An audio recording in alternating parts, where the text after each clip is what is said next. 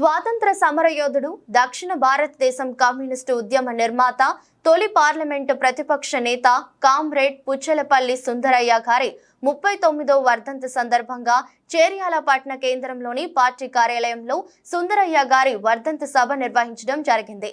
ఈ కార్యక్రమంలో మండల కార్యదర్శి కొంగరి వెంకట్ మావో, పట్టణ కార్యదర్శి రాళ్లబండి నాగరాజు, జిల్లా కమిటీ సభ్యులు బండకింది అరుణ్ కుమార్, శాఖ కార్యదర్శులు ఆముదాల నర్సిరెడ్డి, రాళ్లబండి భాస్కర్, పోలోజు శ్రీహరి, బోయిని మల్లేశం, బావాండ్ల పల్లి రమ, ఇర్రి లావణ్య, కమలాపురం లక్ష్మి తదితరులు పాల్గొన్నారు.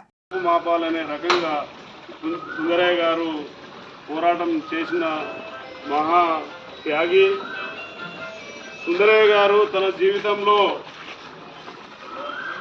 అత్యంత నిరాడంబరతతోటి ఒక శాసనసభ్యుడు అయినప్పటికీ సైకిల్ మీదనే అసెంబ్లీకి కానీ పార్లమెంటుకి కానీ వెళ్ళిన నిరాడంబరుడు.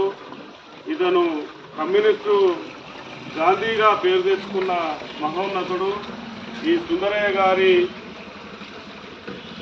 చరిత్రను ప్రతి ఒక్క కమ్యూనిస్టు మననం చేసుకొని అతన్ని ఆదర్శంగా తీసుకొని ముందుకు పోవాలి.